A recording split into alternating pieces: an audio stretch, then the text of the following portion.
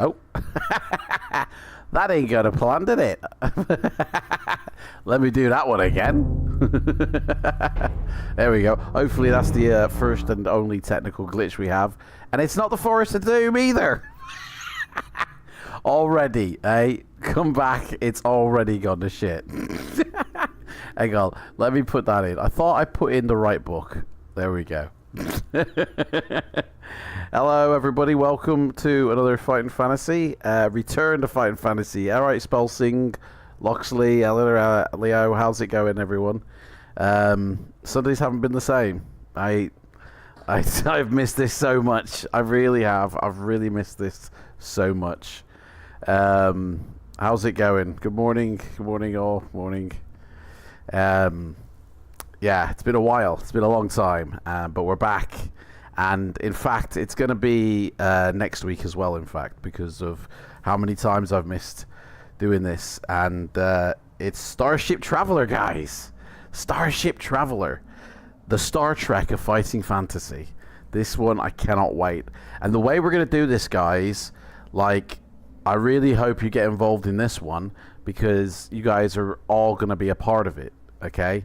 As in, you're all going to have roles to play, effectively. This is like a group fighting fantasy now, like the first one we've done this year. So for those of you who will be staying, I hope, for the rest of the stream, you'll have an actual job.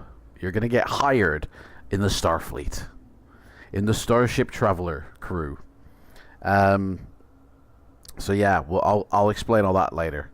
For those of you who are a member of my YouTube channel, don't forget, if you use your highlighted message option as a benefit, a perk as being a member of my channel, your decision is the one that overrides everyone else's.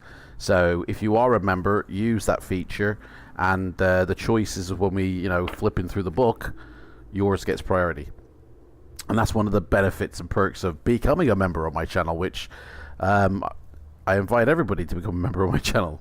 There's actually, you have access to all the past previous years fighting fantasy exclusive to my members. Obviously, everybody has access to everyone we've done this year, but my members get to watch last year's, the year before, and over that. So I really implore you to sign up and be a member of the channel, because it really helps me out and really helps me do this like more. I want to be able to do this more often. I want to be able to do this, like, if I could afford to. Excuse me. If I could afford to, I'd do this every day. Or at least once a week minimum, or 2 or 3 times a week. So yeah. Yeah, Spelsing's been watching them. There you go. So how is everybody today? Everybody good? So basically, yeah, we're going to go through this, and then next week we'll be going through the next one in the series, which is, I don't even know. What is the next one of the series? Man, this one's got a lot of dedications to it. Bloody hell, look at this. Dedicated to literally everybody by the looks of it. Wow. My life. This one hasn't got the books, doesn't have a list of all the books. So whatever is book 5. Oh, City of Thieves. City of Thieves will be next week, guys. We'll be going to Port Blacksand. And ye will survive Port Blacksand. That's it, City of Thieves. Thank you, Leo. So Starship Traveler, it's a Steve Jackson classic. This honestly was like his second book he did. He did obviously they did combined, obviously, Warlock Fire Top Mountain. Then he did Citadel of Chaos on his own. And then Ian did book number 3, and then Steve's done book number 4. And this one is so different from Citadel of Chaos, and so different from the Sorcery series. And that's what I love about Steve Jackson's writing. Each book he does is so different from each other, and it really injects new and fresh ideas. Like Creature of Havoc You play this creature, you don't even know who you are, you don't even know what you are, and you have to find out through the course of the adventure. You don't even know what you look like, and like that idea is so cool. And then obviously Appointment with Fear, where it's a comic book, you're a superhero. Like, how cool is that? Like, his ideas are so like my style of thinking. I love his writing. But obviously Ian Livingstone is a great like action writer. The classic adventures like Crypt of the Sorcerer, Forest of Doom, where you're on a mission, you know what you've got to do, it's easy, it's simple, and it's fun. Like they both have individual writing styles that I love, and together they just they knock it out of the park. And I wish they'd collaborate together. Like they did the obviously like Ian did Port of Peril. And he did another one, I can't remember the name of it off the top of my head, Assassins of Valencia, and then obviously they did one each a couple of years back, but I wish they'd combine again. I wish they'd write another combination book again. You know, that would be so cool if we had that like next year, maybe, if they got together, both of them, and was like, let's write one together, you know, let's do another one. That'd be pretty cool. Arguably the best of the science fiction stories. Guys, this look at this cover. Right, this cover reminds me. Anybody used to have the Atari 2600 as a youngster or ever? Like these look like these. Sorry, it's this way. The artwork on this book looks like the cover of an Atari 2600 cartridge game. Like seriously, and it also looks like a football game in the future of science fiction. I don't know. It's pretty out there, and it doesn't really describe the book that well. That artwork does not describe what you do in your adventure, because you've got a crew. You're a captain of like the Starship Enterprise, basically, and you've got a crew, and you basically, you know, jazzing away around all the planets and that, which that doesn't tell you that, does it? That's literally a game. That's like Hunger Games on one of the planets, and that's not what this book is. Well, I suppose it is. It's Hunger Games in space with a crew, with a posse. Always brings something new, Steve Jackson does to the fighting fan. Yes, every single time, man. Every single time. I love it. And I've got the map. I've got the map up here that was kindly done by Rhymester, sorry. And it's insane, guys. I'm going to quickly flash you the map. It's insane. Look at this map, right? Look how complicated that fucking looks. Guys, we got no chance on this book, have we? Like, that is crazy. Seriously. So, yeah. Anyway, don't forget you can also, I mean, YouTube has this super chat thing that you can do as well. And it'll activate something if you do. But anyway, let's get straight to it. Right, so there are 5 roles in this book that we can give out. We can sort of put on loan to people. Okay, there's the captain, a science officer, a medical officer, an engineering officer, and a security officer who has 2 guards assigned to him. So what I'd like is, like, I'll be the captain. You know, reading the book, but I'd like 4 volunteers from you guys to take on the role of like science officer, medical officer, engineering officer, and security officer. And Spelsing wants to be the medical officer. There we go. Boom. Spelsing, you are the medical officer. So anytime that the medical officer has to make a decision, it's down to Spelsing to do that decision. And the medical officer in this book is Spelsing, so let's hope like nothing happens to him, and let's hope he looks after us. If he's the medical officer, he's got all the cures and, you know, all the goodies to help us make us feel better. So I've got a science officer, an engineering officer, and a security officer up for grabs for whoever wants them. And if not, then obviously they won't get assigned to anybody. But obviously if you take on the role, please try and stay throughout the entire stream, because you may be called upon at any time, and I don't know when that might be. So, and if suddenly the crew have gone missing, and it's like, I don't know, like, so yeah, only put yourself forth if you know that you're gonna be able to hang around for like the next sort of however long. I mean, could be 30 minutes, could be 2 hours, could be 5 hours. Who knows? It's fighting fantasy. Death is at any time. Never guaranteed. You know? So yeah, let us know if you want to do that. I hope I'm not wearing a red jumper. Right, so I'm going to be the captain. Spelsing is the medical officer. Anybody else want to join in? If not, I'm going to start rolling dice. Oh, by the way, this book, obviously, like, I can't remember where I got all my books from. Some came from eBay, some came from Amazon, some came from charity shops, some came from... yeah, well, that was it, basically. And this book used to be somebody else's book. Used to be a guy called Paul Herring. If your name is Paul Herring, thank you. We're reading your book, by the way.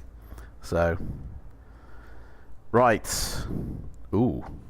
Let's read this little intro first here. It says, sucked through the appalling nightmare of the Celestian Void, the Starship Traveler emerges at the other side of the black hole into an unknown universe.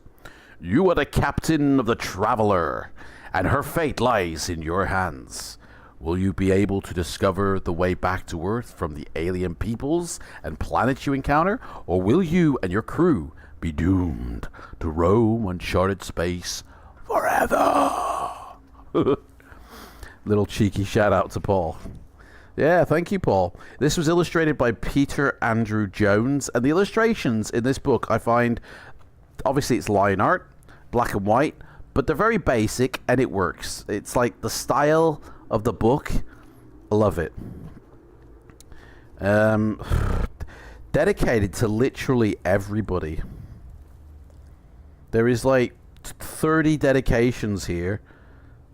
I don't know who all these people are, if it's some sort of group that he knows, or maybe it's his book club. Maybe he had a book club he went to, and I dedicate it to the book club people. Right, it says here, you are the captain of the Starship Traveler. The ship itself is the pride of your Astro Navy, and its weapons and defense systems are the most technically advanced in the fleet, and its crew are first rate. You guys still got time to sign up to this, by the way. Before you begin your voyage, you must determine your strengths and weaknesses. So it looks like it's the same deal for skills. Yeah, it's the same deal for skill and stamina. So, but the ship, we have a ship. Our ship is called the Traveler. And we need to roll for its strength. So it says here, roll 1 die, and you add 6 to that, and that is the weapons strength of the ship. And when shooting at enemies, you will need to roll lower than this score in order to hit them. So we want high scores, I think, yes. We want a 6. 6. I rolled a 5, so that's 11, so that's pretty good. So if we roll underneath that, we hit them. So we're pretty much going to roll underneath 11 every time. So we're on the good track so far. And then shields, you roll 1 die and add 12. And this is how many shields you've got. And when enemy's ship hits you, you lose points from the shield score.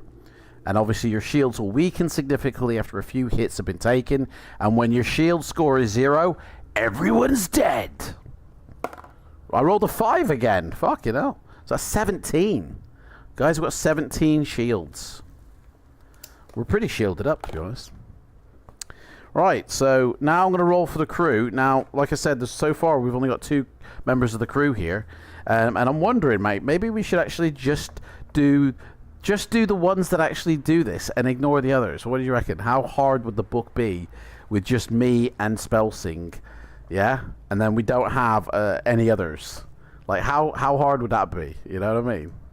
The way you prepared to roll the dice seemed a little bit sketchy. Okay. Right, so let's roll for my strength. So, oh, I see what you're saying. Sorry. Right, okay. Yeah. I didn't know what you were meaning then, but now I've seen the preview of myself rolling the dice. So let's roll this dice, guys. How lucky we gonna get? 6! That's how lucky you get, mate. I've got a skill of 12. There you go. I'll tell you, mate. That's the luck. That's the luck of the dice roll right there. Right. Okay. Right. It says here for my I was looking at the right. Roll 2 dice and add 12. That's my stamina. I can't look at myself when I'm rolling dice now. I rolled an 8. So 12 plus 8 is 20. So I'm pretty muscular, like 12 skill, 20 stamina, mate. I'm honestly Captain Kirk, basically. Welcome, the Starship Enterprise. Right, okay, so medical officer, spell sing, I'm going to roll for you now, mate. So roll 1 die, add 6. Fucking hell. I rolled a 2. Sorry, spell sing. Sorry, your skill is an 8. Let's hope he's got a lot of strength. Let's hope he's like the Scotty of the Starship Enterprise. I rolled a 10. That's not bad, is it? You got 20. You're stronger than me. You're 22. You got. That's not bad. So you're doing pretty well there. I mean, you're stronger than me. So spell sing has a skill of 8 and a stamina of 22. Come on, guys. Is anybody else going to join in? Like, so far it's just me and spell sing, you know, going around the galaxies. Like, we need more crew. Come on.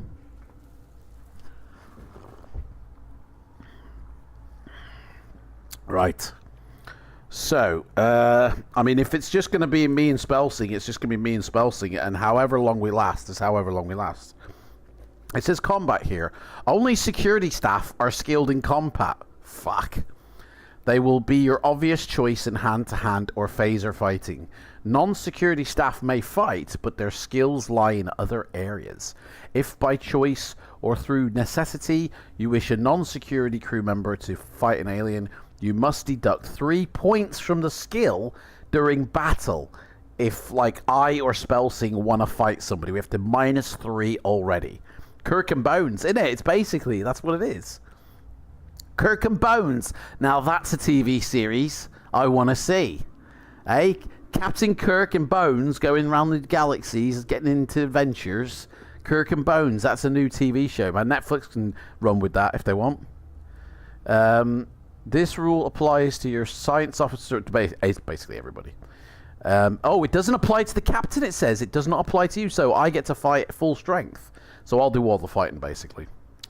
Oh, Leo's joining the crew. Wicked. You'll take the security officer with the 2 guards, eh? Are they female, mate? Hopefully I can stay around for the whole stream. The time difference between you and me is a killer. No worries, mate. No worries. Listen, right. Let's quickly get Leo on the security officer job. And he's got 2 helpers with him. So you actually get to, you know, make decisions for 3 people, effectively. Right, so the skill of you... Oh, shit, is 7, mate. Sorry, I rolled a 1. And your stamina is 6, which is 12 plus 6. My mind's just gone. 12 plus... Why can't I do simple maths, man? The fuck? 18, thank you. What the fuck? Right, and then you've got 2 guards, so let's roll them. 1 guard has got a skill of 10. No, 11, sorry, 11. And the other guard's got a skill of 8. And then 1 guard has a stamina, 7 plus 12 is 19. And then the other guard's got a stamina, 6 plus, same as 18 again. There we go. So that's not too bad, mate. That's not too bad. You got 1 guard who is more powerful than you, but you're all pretty much, like, in terms of stamina, the same. And then the other guard basically is like you. So that security team is pretty good, I'd say. So combat, basically, you're going to handle all the combat with your 2 guards. Just send the guards out every time. In fact, send the skill 11 dude out. He'll nail everybody. Let's get on here.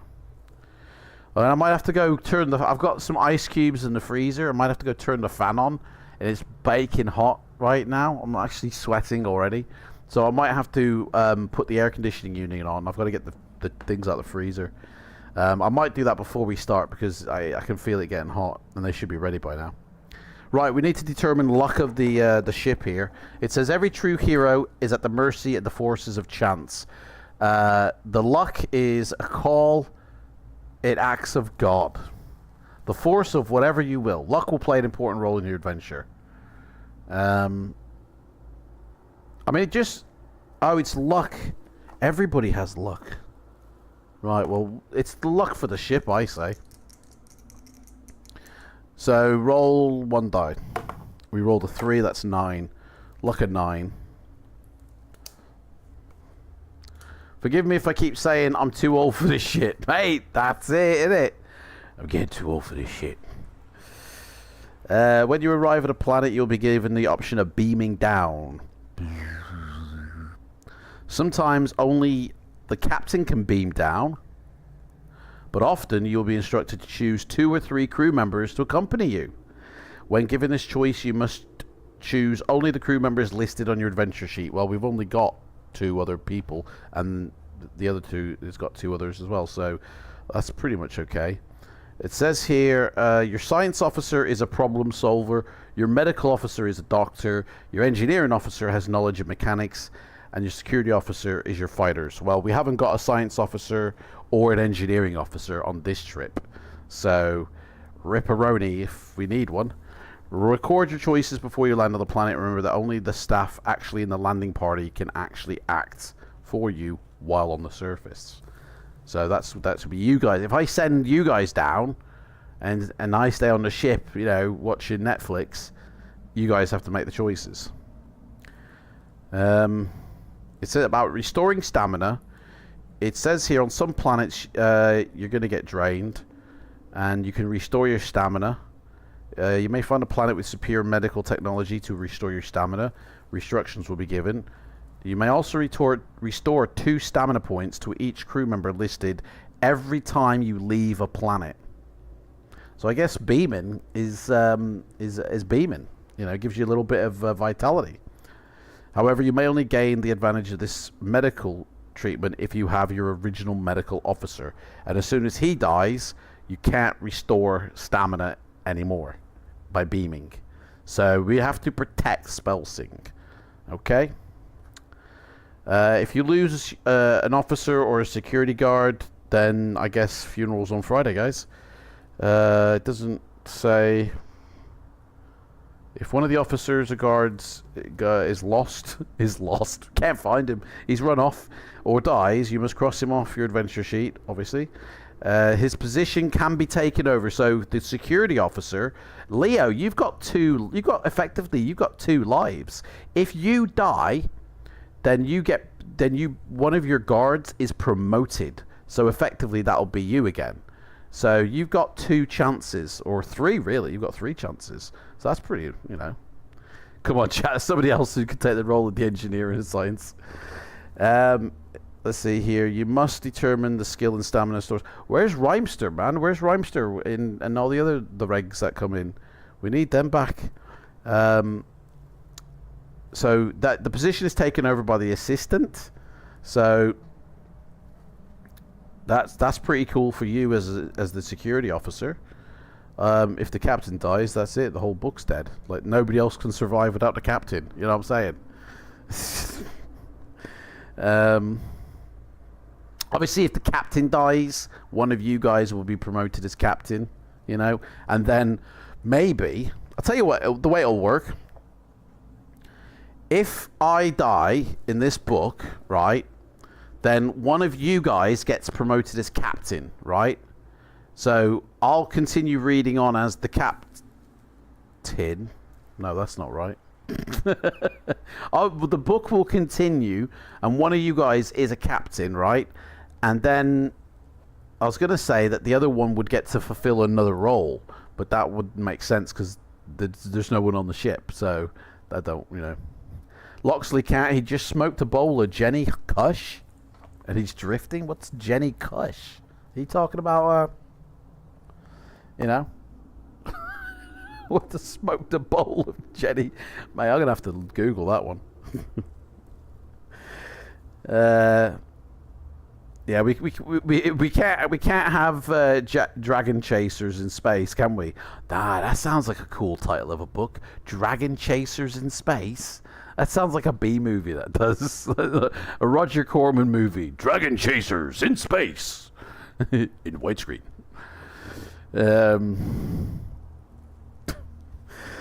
Right, okay. The assistant skill, newly promoted replacements, though, cannot go and beam down on any missions. Fuck. Being the last available candidate for this particular position, you cannot risk losing them. Right, okay. Look at the adventure sheet, guys. Honestly, look at that adventure sheet. It's mental, right? Okay. What I'm going to do, guys, is I'm just going to quickly go fill up me bucket. And put the air conditioning on because I'm sweating. I'm going to take this shirt off in a minute because it's that hot. So just give me like 5 minutes, guys. So if you need to go make a drink, go to the toilet, do whatever, 5 minutes, guys, and we'll be back. And I'll put a beautiful little shelf here for you guys so you can see. And you can stare at the beauty of the bookshelf, okay? And look at all the titles there are there, okay? So I'll be back in a couple of minutes, guys. Let me just sort this heating out.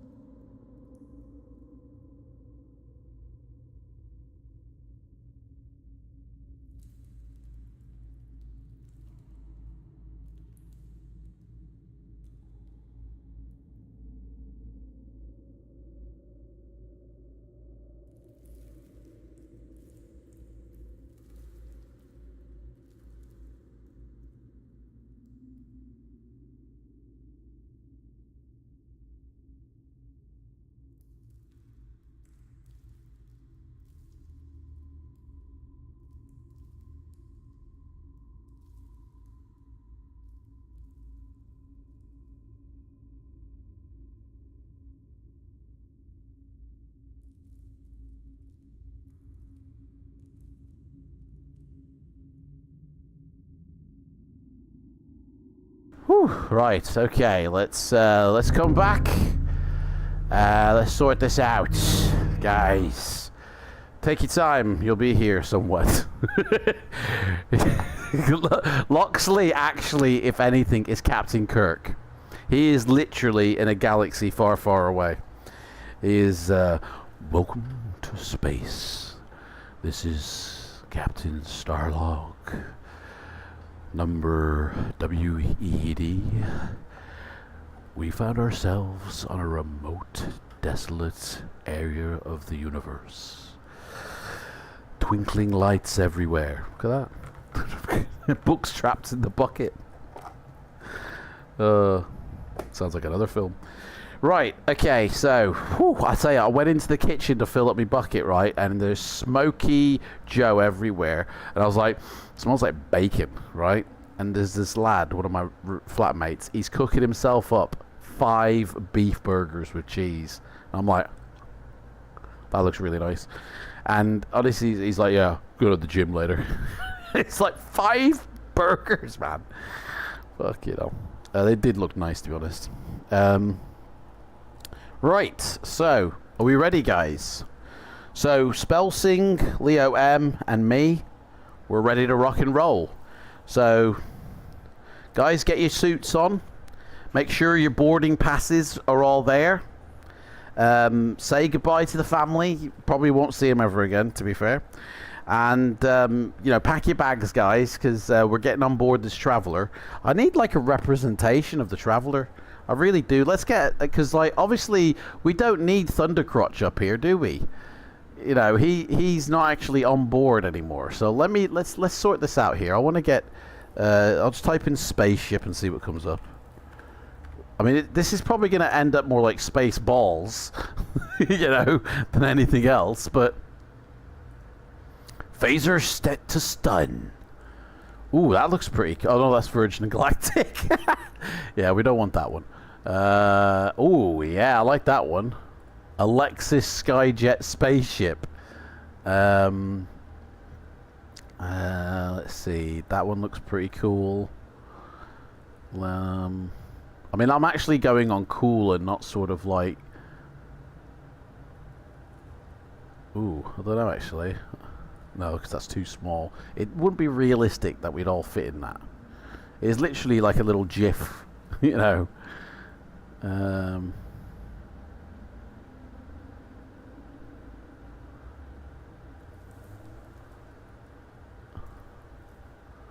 Right, okay. Who watched Lex from the 90s? Never heard of it. Ooh, let's have this one. It's a Star Wars spaceship. I think it's the Mandalorians, to be honest. And that one's low quality anyway, so I'm not going to use that one. And so is that one. So this is actually the best quality anyway. So, well, we'll have the Mandalorian ship. I'm sure George Lucas won't mind. Excuse me. Right, let me just set this up here so we've got a representation. Thundercrotch, I'm just going to take you for a moment. Don't you worry, mate. Oh, what? Will that even show up? Oh, it does. Cool. Right, so there's our spaceship, guys. That's our spaceship.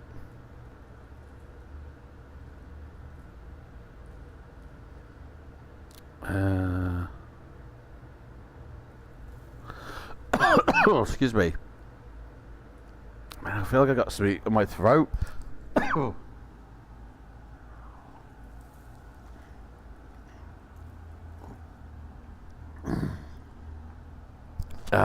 Bit of space dust. That's probably what it is. A real trippy science fiction series. Yeah, let me write that down. Lex. Might have to check that out. Right, guys, there we are. That's the Traveller that we're on. Okay, and I haven't even got the chat up now. There we go. Right, we've got our strengths and weaknesses. We got our crew. We are on board the Traveller. Beaming down to planets. We've done that. We've done that. Why am I reading back through this? Did I shut the book or something? Okay. Your adventure is about to begin, guys. It's only been just under an hour. The scores recorded, blah, blah, blah. Let's go. Oh, there's our ship. That's what it looks like. Not too far different, is it? Is that a ship, actually? Or is that an exploding star? I love how he's coloured in space. He's coloured in space like a 5-year-old. Like, it's just basically scribbled circles. Love that. Panic is the first word, guys. From your seat at the helm of the Starship Traveler, you study the VDU anxiously. Engineering section has reported that an overdrive malfunction, which has locked the warp engines at 10% velocity gain. I mean, we haven't got an engineer, so nothing to report, no problem. Problem solved. You are watching the velocity indicator advancing rapidly through the safe region towards overload. You hit the communicator button and call... Hang on a second, I feel like I'm missing something here. Guys, have I got... Oh, okay, yeah. No, I can't hear that, that's why. It's a bit... Why can't I hear that, actually? Guys, can you hear music, by the way? Can you hear music? You should be able to hear music. Why can't I? I just realised this. You don't hear it. Yeah, well, why is that? Because we should be able to hear it. Can you hear that now?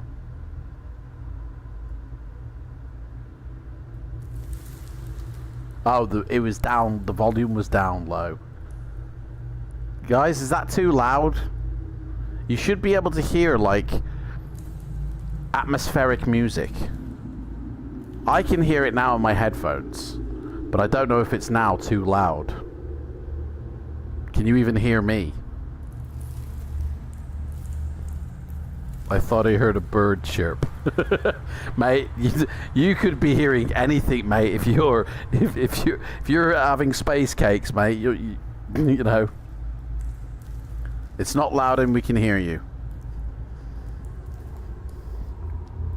Loxley, is everything okay?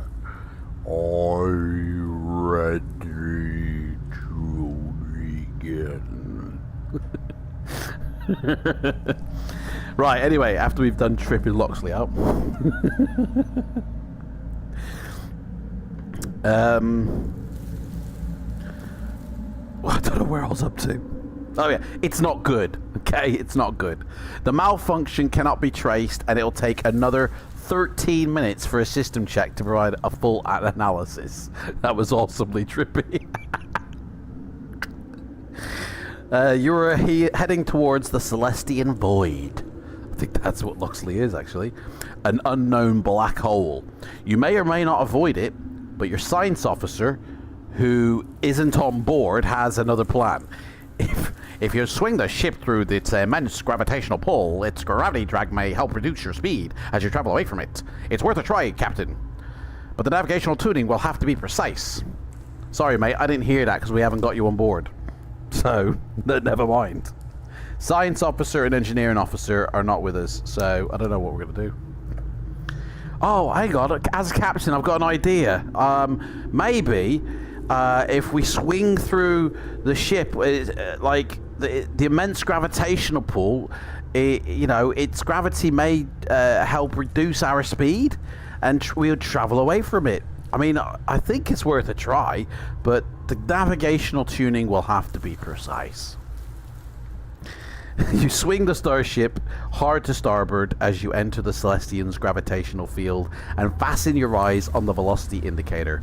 To your great relief, the plan seems to be working. Woo! The gain comes down from 10% to 5% to 0. To minus 5%. Loud cheers come from your crew of 4. But you are still watching the velocity indicator, and it's now showing minus 15%, then minus 25%, and it's still falling. I don't know, what is the velocity? I mean, velocity is speed, so we're minus speed. What, we're going backwards? We're in reverse. Beep, beep. Starship is reversing, you know? Like, the ship is being sucked into the Celestian void. Uh-oh. A great voice actor for these books. Well, yeah, I guess I am, effectively. Maybe we should approach Ian and Steve for audiobook versions. How do you do audiobook versions of these?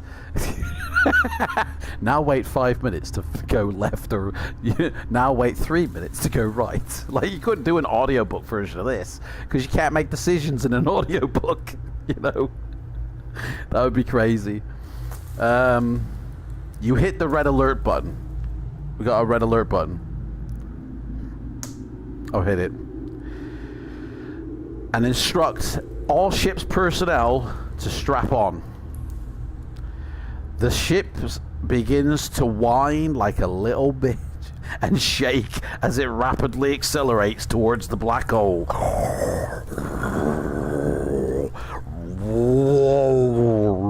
There is nothing you can do to avert your impending disaster. An almighty explosion rocks the ship, and all the crew, including you, lose consciousness. That's the first page, guys. Like, literally, we're wiped out already. Anyway, tune in next week, guys, to find out what happens. Oh, my life. Don't quite think of the part I mean, eh? Didn't quite. I don't know, mate. You and your... Oh, fucking hell, it's still hot in here, mate, isn't it? You and your other members of the crew are regaining consciousness after, you know, a couple of minutes. So, let's have a couple of minutes break, shall we?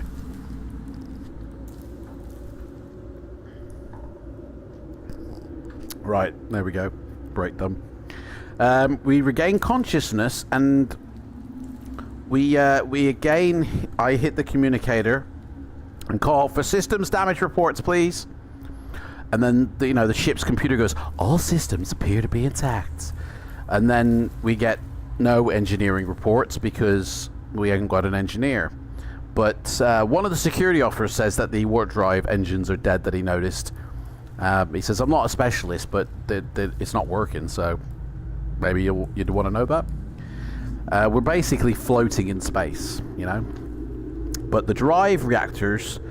I think should be operational in about 20 to 30 minutes. Just a feeling I've got, I guess. I don't know. That's what it says in the book. I didn't think of the part where you can't make choices on an audiobook. Yeah. Oh, okay.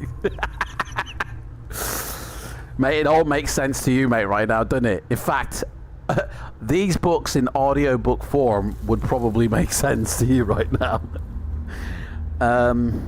Your navigation officer... Navigation officer? Who the fuck's he? Excuse my language. Pardon my Captain T. Kirk, but there is no navigation officer. So, we got a navigation officer. He's bewildered the fact that he's even here. He cannot identify your whereabouts, and the computer reports you in uncharted space. We haven't got a science officer, so there's no one to run an event analysis and tell us that we've gone through a black hole. So he's just some bloke called Derek. So I look out the window and go, dear, it looks a bit black out there. Are we in a black hole? I think we're in a black hole. Through a dimensional warp. And now... you are now what seems to be a parallel universe.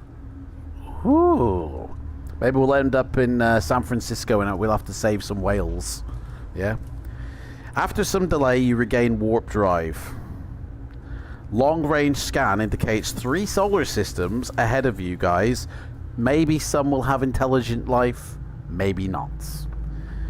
So we can either, decision time now, press on towards the life-bearing systems ahead. Turn to port towards the other life-bearing system. Or turn to starboard towards the barren system. So you've got a barren system. we can turn one way to a life-bearing system, or go forwards to a life-bearing system. So I don't know. Now seems like the perfect time for my first "I'm too old for this shit" quote. Does that get out of making a decision, Leo? Head for the life-bearing system ahead, my good man. Look at that, eh? Spell sing. My medical officer comes up to me and says, "Go straight ahead, mate. Just don't turn at the traffic lights. Go straight on." All right. So we're gonna press on towards the life-bearing system ahead. Okay. I mean, the captain says okay to what the medical officer instructed. So you increase your speed towards a dull blue planet as your security officer says, "I'm getting too old for this shit." And you start to orbit the planet. Short-range scanners indicate that it is a life-bearing planet. Life-bearing. About 5 months life-bearing it has. The most heavily populated area appears to be a city in the center of a large island. You may beam down into the center of the city, taking any other 3 crew members from the adventure sheet with you. Or we can leave orbit and do one. We don't have to go down to city on the island streams, you know? So, what do you want to do, guys? Shall we beam down, or shall we just leg it? Leave orbit. Blue planet sucks. It could be the Avatar planet, mate. This could be Pandora down there, couldn't it? Oh. So you want to leave? Spelsing says leave. I mean, you told us to come here. Now you're telling me to go back. Do you know what, medical officer? Why don't you go play with your bandages? You've just wasted our fuel, mate. Oh, I don't know. Where am I? Don't even know where I am now. There we go. Leave orbit, or you may leave orbit and continue onwards. Right, yeah, but past this one. Oh, we're still going forward. We're not going back. Apologies, Spelsing. We're still, you know. I thought we were going to return back, but we're not. We're going forward. We keep on going. Keep on moving. Long-range scanners indicate that there is another planet ahead, orbiting the same sun, but some distance further out. We can either continue to investigate this planet, or we can plot a course to avoid it. So the captain, who can't make any decisions, is going to turn to a security officer or medical officer to find out what they want to do. What do you want to do, guys? Shall we orbit this planet, or just avoid it?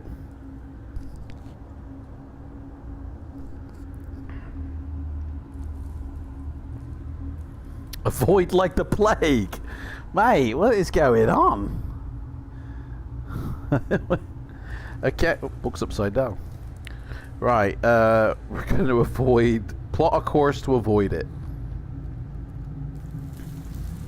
Somebody tells me Spelsing doesn't like to mix with people. He's avoiding every single planet. Mate, have you got debts, and do you owe money on these planets? And that's why you're telling us to avoid every single planet we come across. You on the run, mate? My medical officer. Wanted by International Space Police. Approaching the purple star, your scanners indicate that the second planet has an atmosphere ideal for life. You drop into orbit around this planet and scan the surface. Scan complete. There are strong indications of intelligent activity. Indeed, it is likely that the planet's civilization is further advanced than your own. You may either beam down to the planet or press on. Shall we go down and mix with a lot of people who think they're better than us, who think they're smarter than us, who are going to belittle us, or shall we continue on? What do you reckon? I think by the sounds of it, it sounds like it's a planet full of like Hawkins or something. So it might be a decent conversation down there, to be honest. You know, what do you reckon? Could be that. It could be Hunger Games as well. Who knows? We won't know until we find out. What shall we do, guys? Press on or beam down?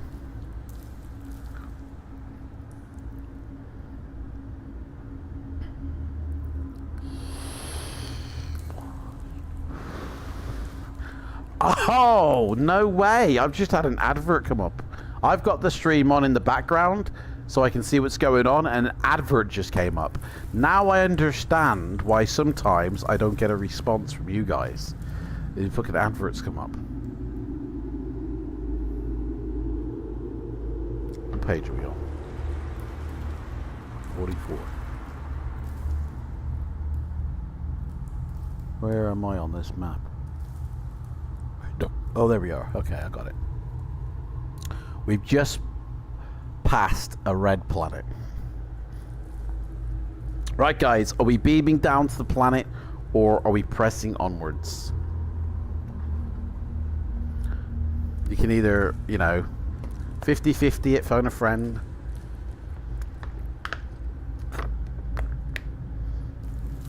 I'm going to need to rush you on the answer, though.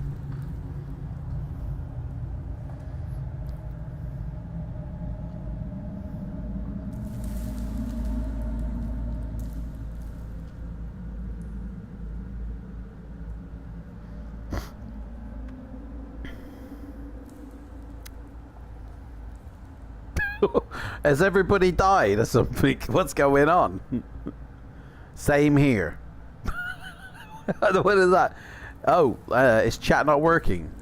Well, it is because I can read what you're saying, but the last person who said something was Spellsing about the previous one, said avoid it like the plague. And then nobody else has answered anything, so... Must be toilet time. So, Captain's just sitting here waiting. Basically. Press on. Okay. Let's go. Forward march. Start those engines. Hang on, I thought our engines weren't working. Did we fix them? No.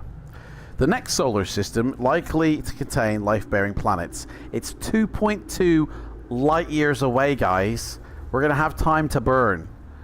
Oh, but it's alright, we enter warp drive. Warp speed, guys, and head onwards. Warp speed, leaving hyperspace as you approach this solar system sometime later. So luckily, we don't have to wait 2.2 light years. We can just beam it straight away. Whenever I enter anything into chat, I get an error message. Well, mate, you put that one in, and you've written error message, so no way. Just refresh your screen, guys. If the chat breaks, just refresh your screen. That's it. It's fixed then, yeah. Roll 2 dice. Okay. I rolled a 9. If the total rolled is equal to or less than your science officer skill, which we haven't got, so what do we do there? Right, guys, I'm choose a letter, A or B. I want put in the chat A or B. I've assigned things to things. I just need an A or a B, guys. Just write in the chat A or B. Hydrate for 200 points redeemed. What the fuck? B, right, okay, then we're doing that.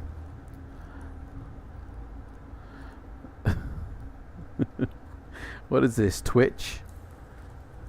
Hydrate for 200 points redeemed. Your science officer who isn't with you believes it's not possible for him to say anything if he's not with you, so he doesn't. But you think that these creatures, to be so powerful without some sort of energy pack, it's not possible. So, as it does not look as though such a device is hidden in there. What the fuck have I done? Let me go back to this page, because I think I kind of messed up here. Right, I chose the wrong thing, sorry. I started reading the wrong section, guys. I was just wondering, what creature is suddenly in space that's just suddenly come about? Right, you approach a medium-sized blue-green planet and take up orbit position. Scanning the planet's surface reveals several clusters of intelligent life forms. Hopefully not these hairy ones that we just got confused with. You try to contact them, but nothing comes up on the radio. Nothing. Will you beam down to the planet to investigate, or leave orbit and continue onwards, or Or that's it. Do we beam down, guys? I can take 3 crew members with me. So basically we all go. Party down. So do you want to go down to beam on this planet, or shall we just leave again? Loxley's redeemed his hydrate points. Let me just take a sip.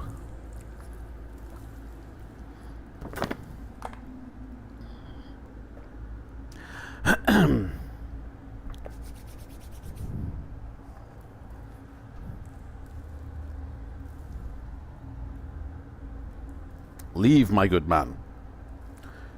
Yes, Captain. Continue onwards again. You leave orbit and probe with your scanners for likely destinations. Let's get the old probe out here. Right, some 3.3 light years away is a large red planet which we head towards.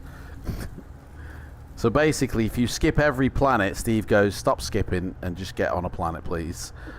I need you to get on a planet. There's not enough book for you to just wander around space. Okay. You switch to warp drive and head towards the red planet. As you reduce from warp speed, you approach a grey small planet. Do you want to investigate this one first, or do we want to continue on to the red planet? Grey or red, guys? What do you reckon? Grey or red? That's that. So that's that. Where's... I don't see the grey one. The grey one's way over there. Fuck it hell. That's way out of the orbit, isn't it?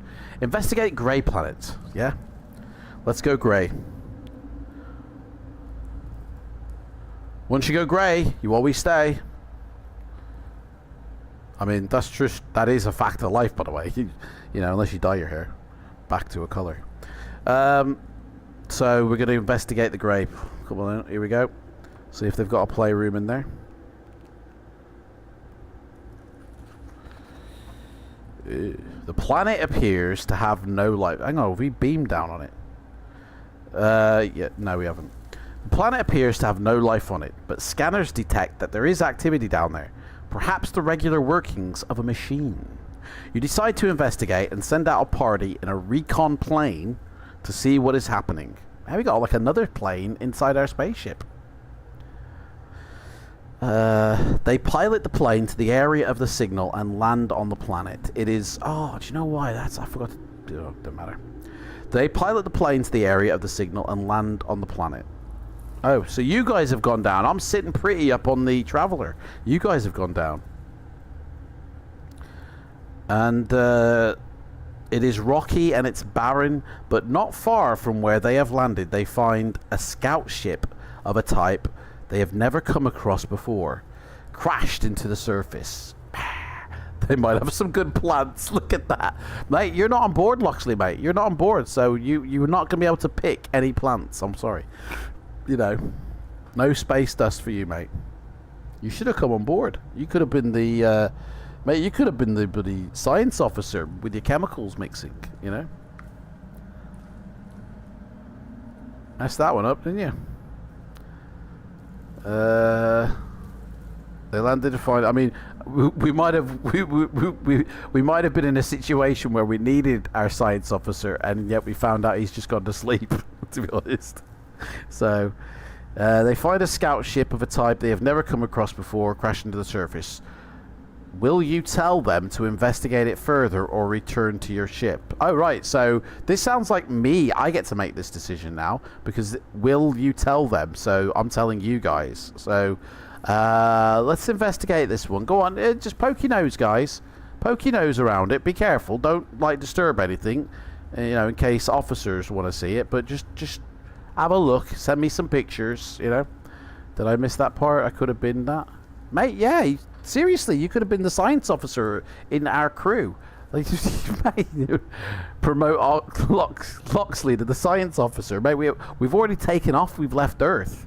If we find a body, then we'll do that. No, Spelsing, I chose it, mate. I chose it. So, oh, I've lost the page now. Forgot what. Let me just get this back here because I've. 1 second, okay. They have a look. They find no signs of a pilot. Perhaps he has died or was killed in the crash. An automatic signal, probably a type of mayday call, is being transmitted by the ship's radio.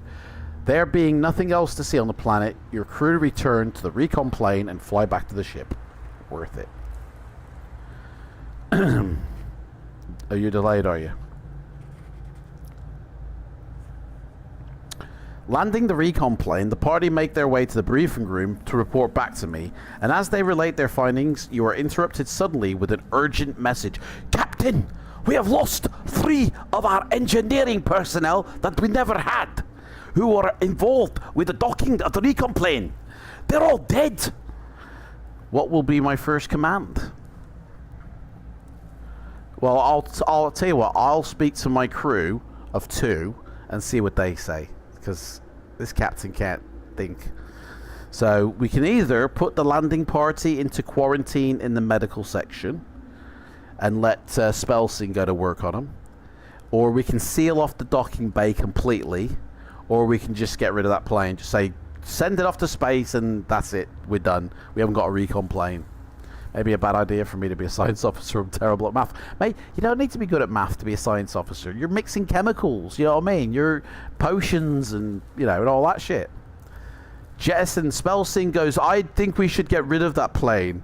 I've watched the film Alien, and you should always get rid of it out into space, please. Right, so we will. We'll send that, blast it. Your crew send the plane off into space. It enters the planet's atmosphere and hurtles down to crash onto the surface. Do you know what? What if that plane that we discovered was our recon plane that we just jettisoned? And it was like a time dilation, and we went forward in time. And that was the ship that was crashed on the planet that we then just played with. Eh? Ooh. You wait, and some moments later, the report comes through. It seems that whatever it is, this killer has spread into the engineering section as 2 men have dropped dead. Guys, it's the film Alien. Seriously, we've got an alien on board. Oh my gosh. One of these was your engineering officer, which you didn't have, so no loss there. As he was at work, throw 2 die. I mean, none of this, mate. Yeah, we don't need to do any of this because we haven't got any. It says that your engineering officer has died. Well, we didn't have one to begin with, so we didn't lose anybody. The alien's eaten somebody who doesn't exist, so, you know what I mean? Your science officer, who again we haven't got, doesn't report to you and asks you to roll 2 dice. Guys, it's A or B again time. I need you to put in A or B, guys.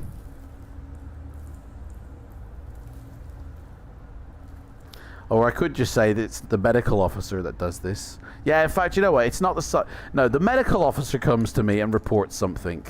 Roll 2 dice. I rolled a 6. And I look at my medical officer. It's less than. Equal to or less than.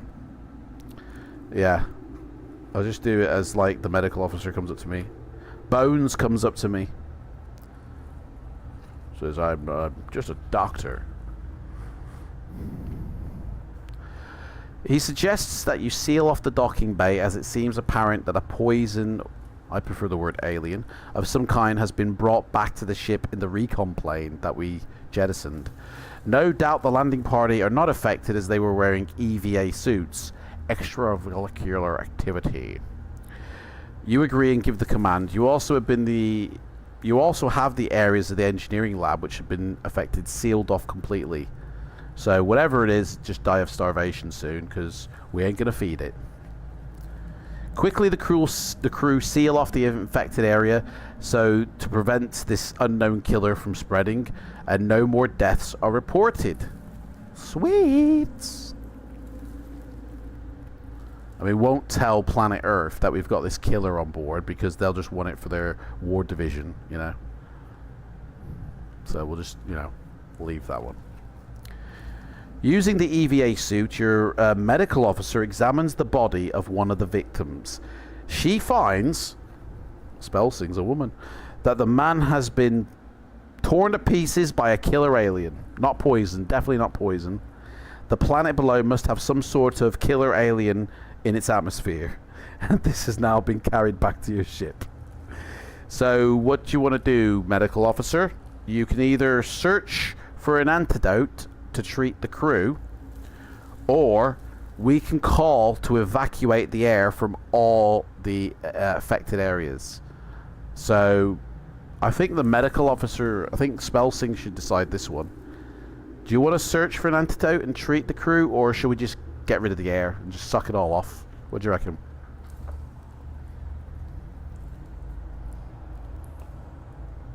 Suck out the air, yeah? Right, go get a straw. Yeah, go get a straw, mate, from the medical labs, alright? We'll get rid of the air, we'll evacuate the air. Suck it good. What the hell, mate?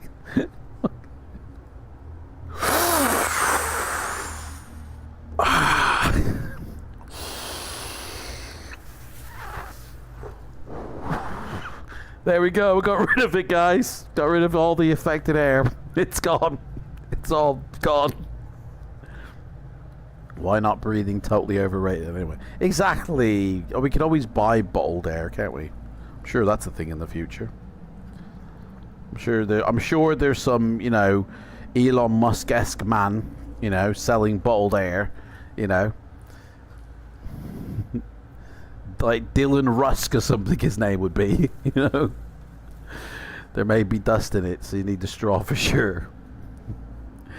You give the instruction to evacuate all the air from the affected area, and all the crew within the area are instructed. Everybody put your masks on, guys. Everybody get your goggles on.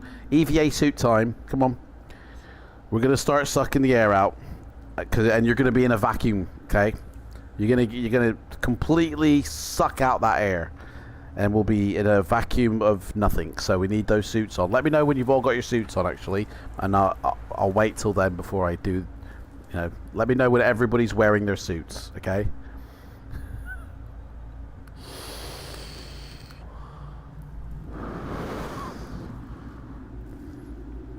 Spelsing suited. Loxley, mate, are you got your suit on? Or are you still trying to work out, like... Oh, I can't get my left boot on, man.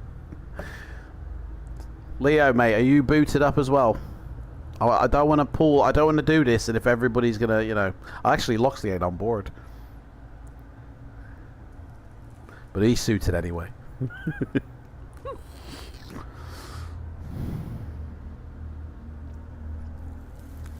The goggles, they do nothing. What am I suited up for? Survival, mate. We're going to take the oxygen out of this ship.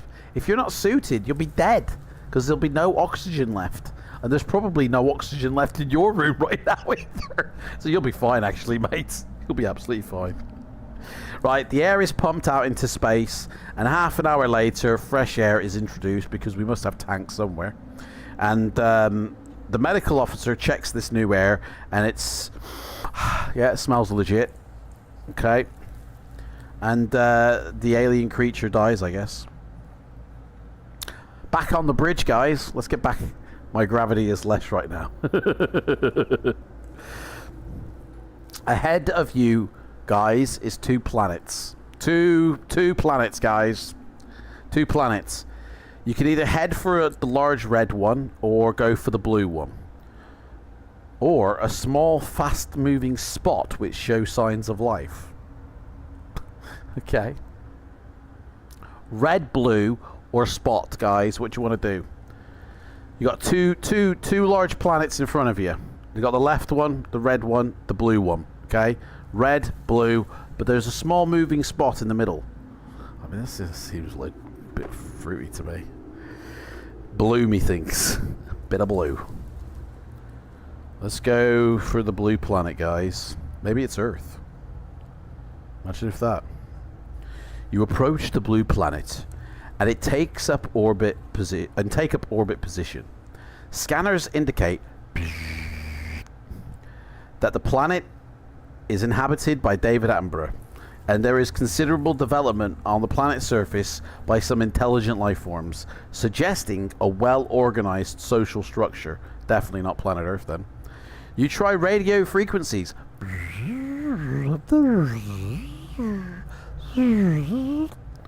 And after some time, an alien face appears on the screen. Hello. we are living on this planet. Dressed in a uniform of some kind, this creature is humanoid. Hey, it's an alien, guys!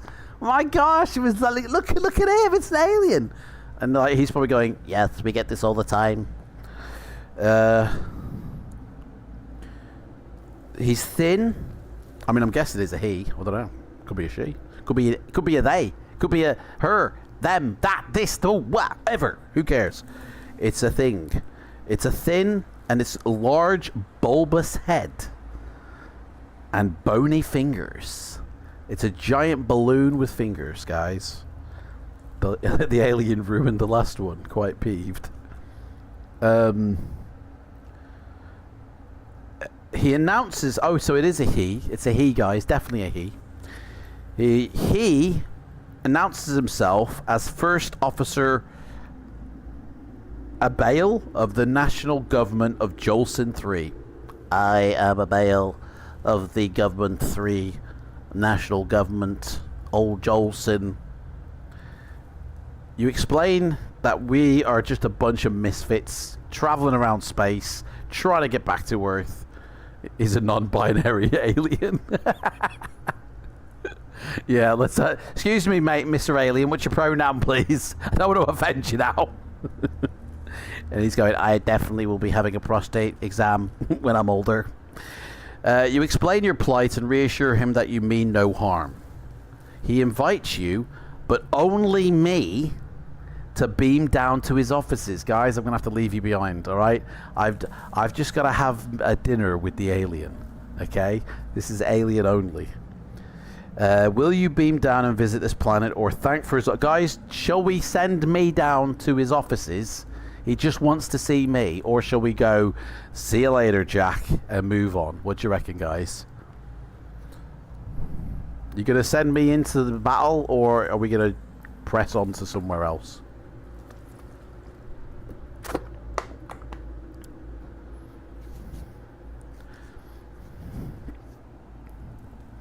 Trust is the issue. That doesn't say anything for the decision, mate. Go down, Loxley says. Go down. I'll go down on the alien. Okay, let's do it then. Captain's going down.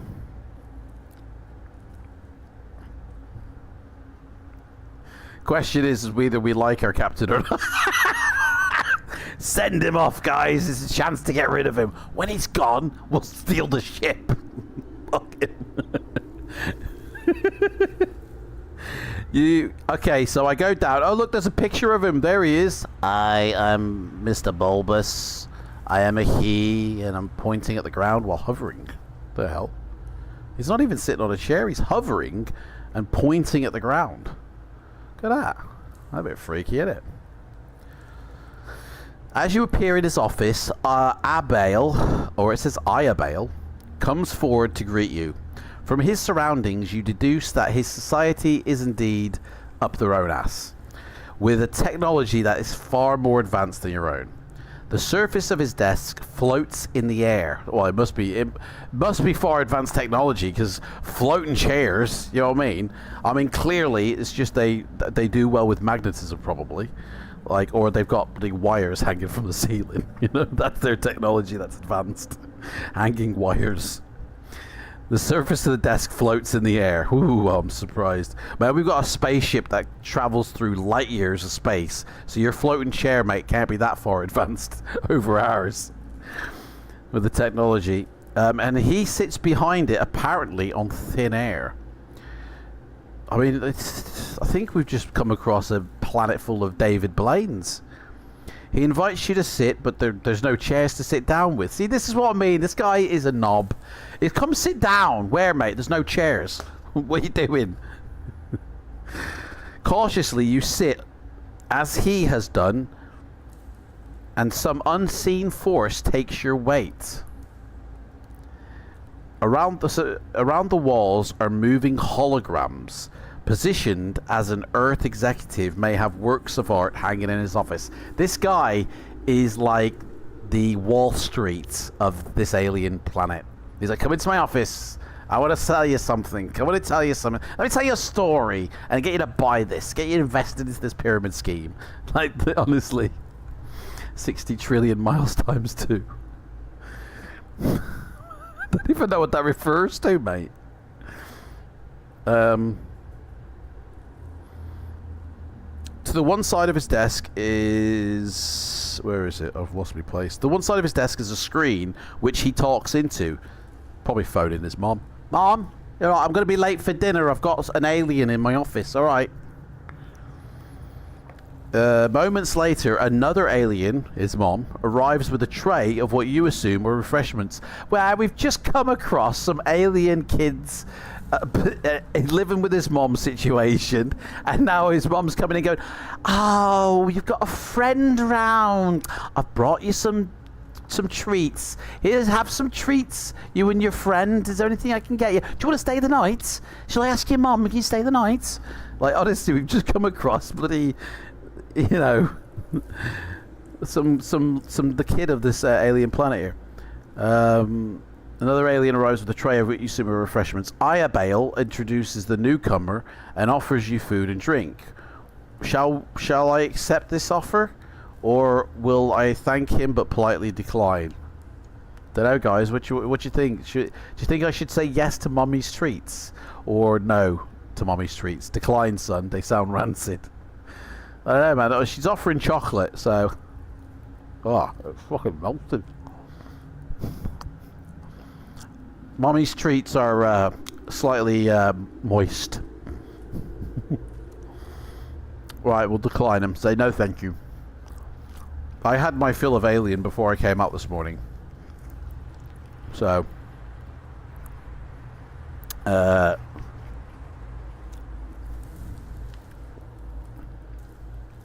he is somewhat offended, you know, they didn't take his mom's sweetness, but nevertheless continues the conversation. He offers you to take you on a tour of his capital.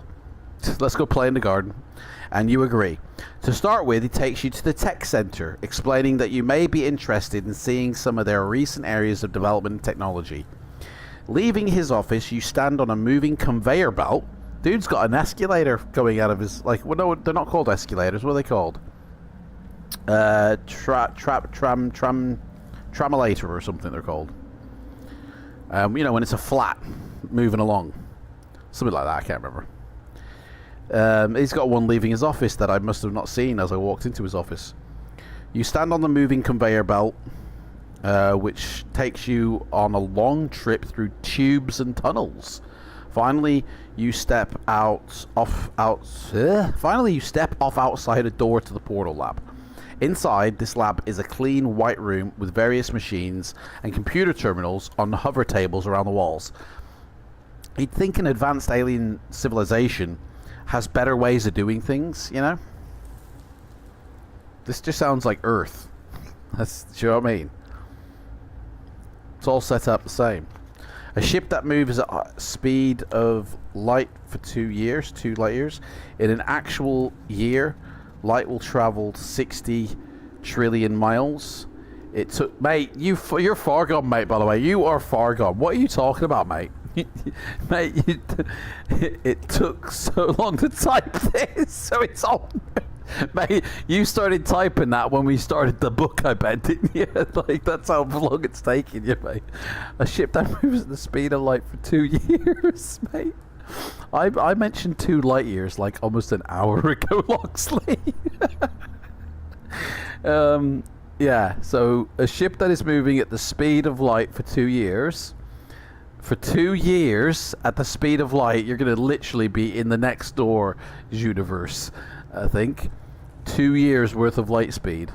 Man, that is fast. That is a long time going fast.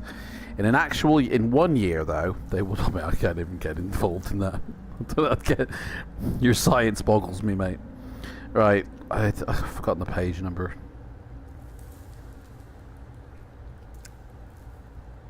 Yeah, he's offended. Right, okay.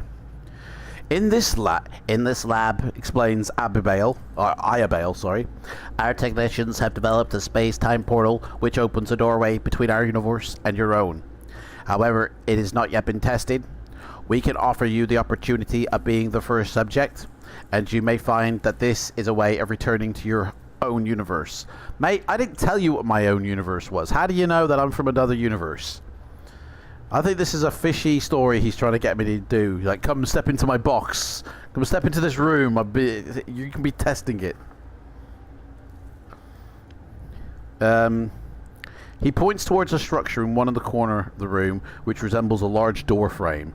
Will you accept his offer and pass through the portal, or is this a risk you would prefer not to take? Yeah, sketchy for sure, definitely. Spellsing says accept it. It sounds wild. Guys, let's go on a trip, yeah? Let's go on a trip. Someone's offering some sort of trip of a lifetime. Let's go for it. We'll end up going to Mars or something. You were talking about the ship moving 2 light years away. My brain went in different direction. I said about 2 light years away. Your brain went in the other direction, 2 light years away. Right, okay, we'll do it then. We'll go through the door. Yeah, mate, let's sign me up. Let's, you have to be this high to go through the portal of time, though, okay? Alright, so you accept his offer and pass through the portal. I think we're gonna die. I think this is Nuke City. A technician types commands into a keyboard. That's how far advanced this civilization is. They're still using keyboards. You know, with a buzzing sound. Bzz, bzz, bzz, bzz. The portal charges up. I mean, this. Do you know what? It sounds like a Blue Peter job now. They've got some guy winding the mechanic.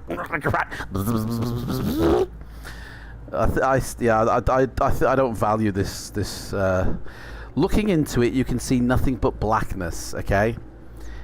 If you wish to change your mind, we still have time to jump out, or otherwise you step forward through the portal. Milk bottle tops. Yeah, this lad has saved up all his milk bottle tops and sent them in, and he's been given his own little time machine thing, time dilation, you know, transporter. Yeah, and it's all in his mum's house. You know, there might be some more weed for looks. Right. We're stepping through, are we? Are we definitely stepping through? The last chance, guys. This is your last chance. Are we definitely stepping through? Yeah? Loxley's like, yeah, but Spelsing's made a good point. There could be more weed through this other door. Some space weed. Mate, that's out there. Space weed, mate. That's go big, go home. Okay, we're going through them. We're on the hunt for space weed for Loxley. Okay. All right, here we go. Let's go step in. No guts, no glory. As you pass through the frame, you fall forwards. You panic, and then you realise that you're not actually falling. You're floating, and it's quite nice. And you've realised that the portal is a room just with somebody token in the corner.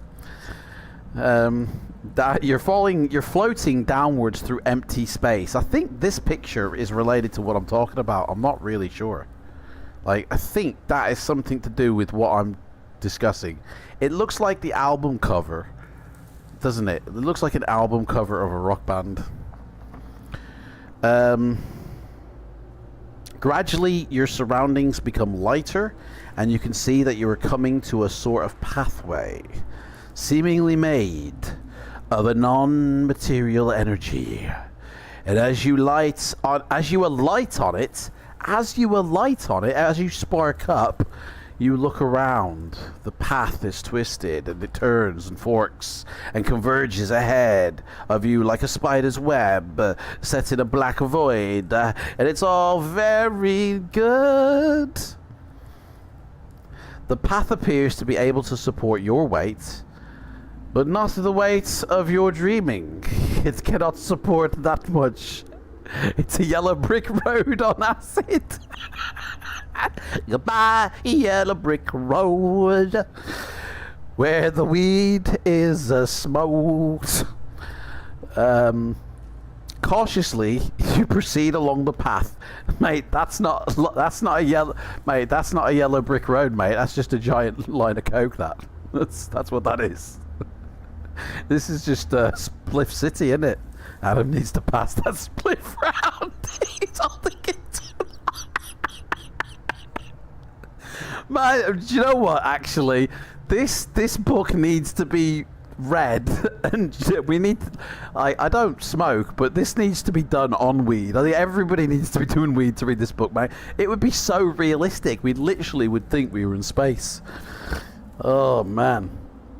The path appears to be able to support your weight. Cautiously, you proceed along the path, feeling your way with your feet. Definitely, this room is just... So what this lad has, this kid, right, at home, we've basically gone to his mate's house, who have got a closet, and it's just full of... It's got like a air conditioning unit blowing weed into it. And you just walk in, and you're like, whoa! I mean, this... Yeah, it's definitely... He's like, we're going to go to my lab, right? Because we can't do it at home because my mum will see. So we'll go to my mate's house and we'll just go and, yeah. And he's got a closet. You're going to love it, mate. You walk through there, you feel like you're going into another universe. This is definitely what this is. Steve Jackson, we've caught you, mate. We know what you've been writing about. Ahead of you, the path forks. Will you take the left-hand line of coke or the right-hand line of coke, guys? Which one do you want to do? Line 1 or line 2? It's very interesting. I would definitely check that out. Left for sure. Okay, we're going with the left, right? Okay, you've still got your straws, guys. Okay, here we go. I can't believe what this has turned into. This whole stream is a drug-fueled book read. This is a different kind of book club. Hey guys, I've just realised this is a book club, isn't it? This what we're doing is a book club. I only just realised that now. It's the magic of dragon chasing. That the path continues ahead and a short distance on forks again. Guys, can you handle another one? We're going left or we're going right again. Left or right, guys? Which one? Loxley says both. Let's take both of them. Guys, we got another fork in the road here. My yellow brick road. Captain, my captain. Hey, what's up? You're not... Hang on, I'm not your captain. You didn't come aboard our ship. You're missing out on all this space caking, mate. Telling you. We going left or we going right?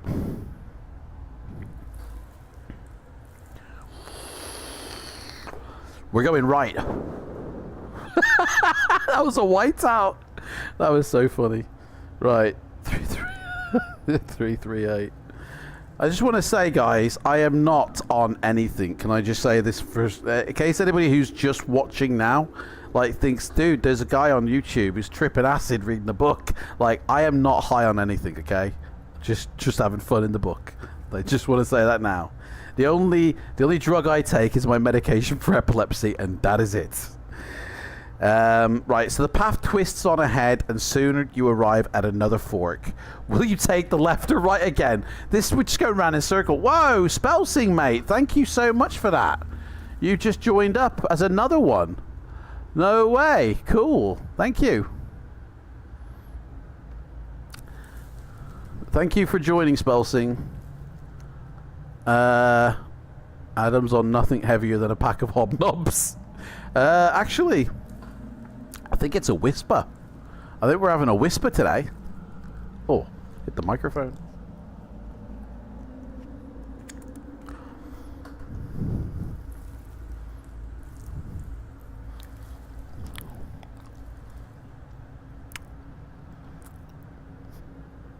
And because it's warm in this room, it's very chocolatey. You know.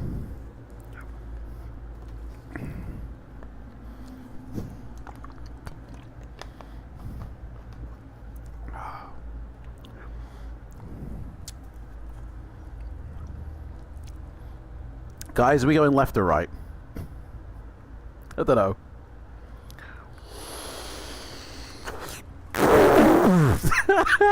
I've just seen what Loxley's put.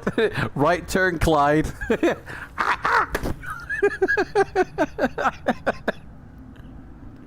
Oh, mate, Loxley, I've just heard what you put then. Do you know what? We're going right for that. We're going right. That was so funny. Oh, my life. Oh, right. The path... Oh, for fuck's sake. Guys, we're stuck in a never-ending loop here. The path bends to the right, then forks again. Will you take the left or right fork? I have a feeling we're getting... He's messing with us, guys. He's messing with us. Left or right again, guys?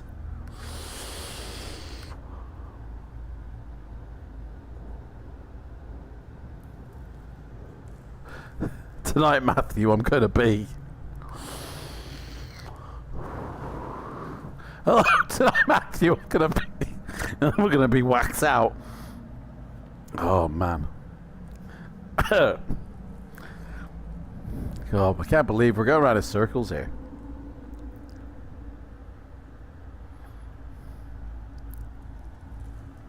What are we doing? Has the chat died again or something, guys? Don't know what's going on with YouTube these days. Maybe it doesn't work like I think it does. Stream Elements works though. That keeps popping up. That's not a problem. Just keep making left turns. It's a plan, but it's not necessarily a good one. Right, always go left, isn't it? Lefty. Okay. 166. Here we go. You arrive at a four-way junction where two paths converge and two further paths branch off to the left and right. Will you continue to the left or to the right? Guys, guess what? You got a decision to make. Left or right? Which one do you want to do? Excuse me, Mr. Alien. Can we come out now? We're finished in the closet of weed. We're just going round in circles, mate. Can you tell your mate to open up his closet, please? We're finished. Okay.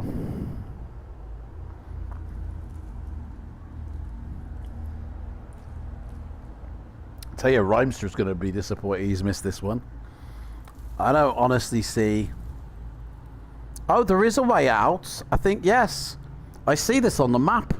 There is a way out, guys. There's one way out. Only one way. Otherwise, you end up going around in circles.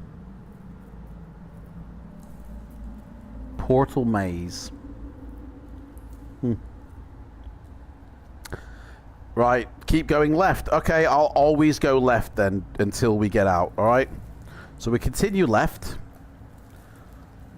And... the path continues ahead, and a short distance, it forks again. Will you go left? Will you go right? Let's go left. Okay. The path bends round to the right, and a short, even though we went left, and a short distance ahead, it forks again. Will you take the left fork? Will you take the right fork? Let's go left. And you soon arrive at another fork. Man, why can't we arrive at a spoon for once? Like, why is it always a fork? You may take the left or the right, so we're going to go left again. Guess what, guys? We're going left. Bet you couldn't predict that one. We're going left. You soon arrive at another fork. Guys, we're looping. We are looping now. You've got to change it up. Yeah, we're going to go right this time. Because that, I'm going through the same page numbers now. So we literally are looping. The path continues ahead and a short distance on. It forks. Left or right, guys?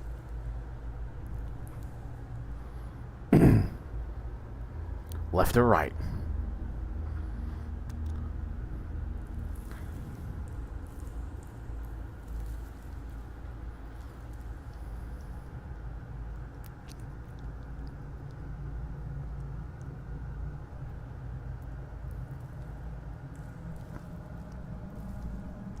Try right. 3. Path twists on ahead and soon you arrive at another fork. Will you take the right hand fork or the left hand fork? Man, this book is just left and right all the time. The whole book is made up of left and right maze. Now left. Okay.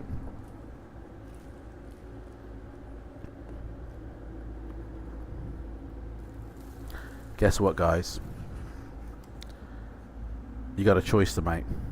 Because we arrive at a four-way junction where two paths converge and two further paths branch off. One's at the left and one's at the right. Which way would you like to go, guys? Left or right? And go right. I think that's back to the page I just came from, in all honesty. That one. I'm pretty sure. The path twists on ahead and soon you arrive at another fork. Yeah, that sent us back. We just went back to the same page. Left or right again?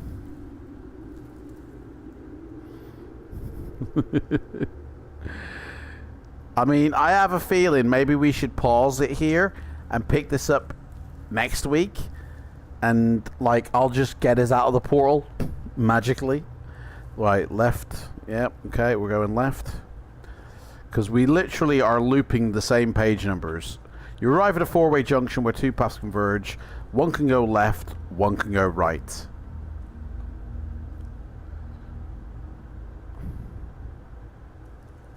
Left or right? This is Zagger's Maze, but in Star Trek style. Yeah, it's basically, isn't it?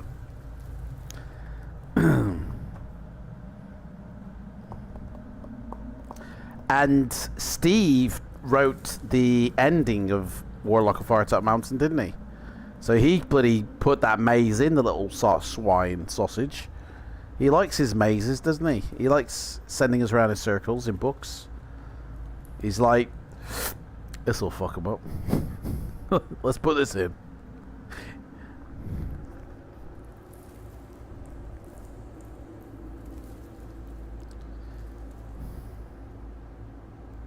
Left or right, guys? What page number are we on? Mate, that's cheating, mate. That's cheating.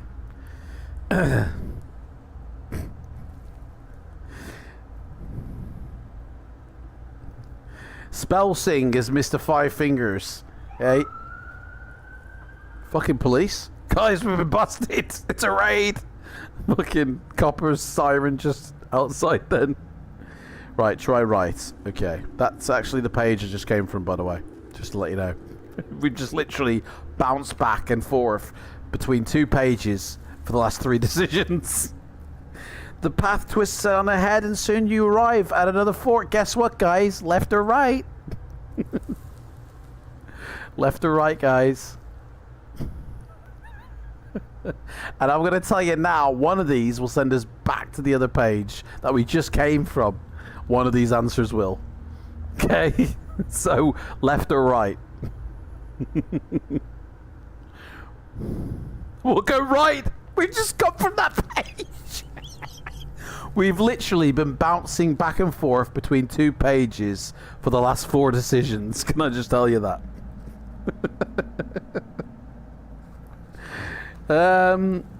You arrive at a 4-way junction where 2 paths converge. Do you want to go left or right, guys? Man, I'm beginning to feel like I've been smoking weed, to be honest. Oh, man. It's Stream Elements bots running.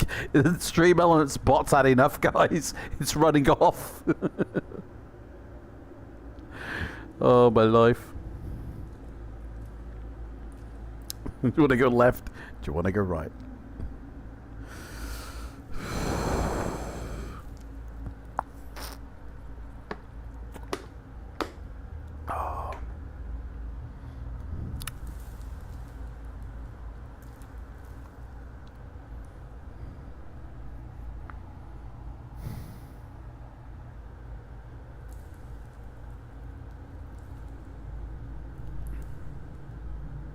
Do you know what, guys? I think what we'll do... Left.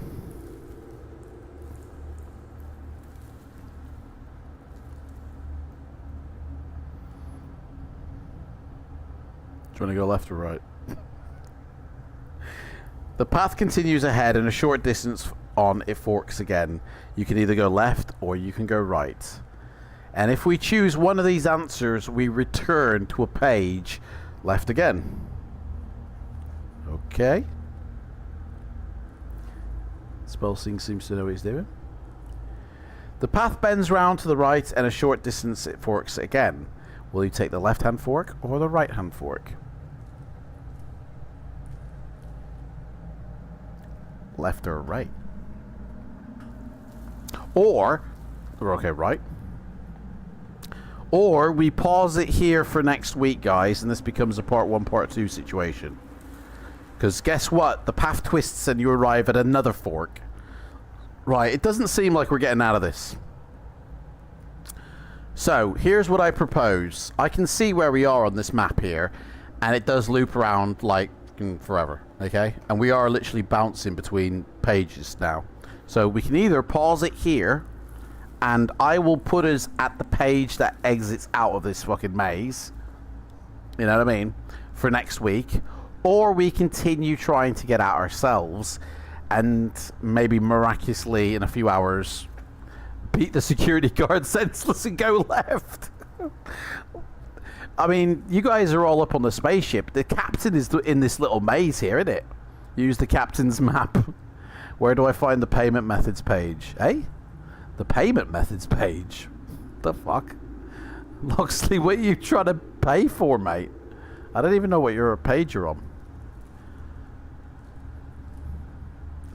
I mean, if you're talking about joining up as a member, there is a little $ beneath the chat, but I don't know if... I don't know. Yeah, so what do you want to do? I'm trying to subscribe to your channel. Well, you can push the subscribe button, but I think you already have done that. But beneath this chat, there is a $, and that is how you join as a member. And then it says here, it'll say member, you know? And you just join up as a member, mate. It's telling me to verify my card on the payment. Well, you probably have to have some sort of form of payment card linked to like your Google account or something in order for the payment to go through. And if you don't have it, I don't think maybe it can do that. I think one more left turn and see if anything is new. Okay. We're gonna go left.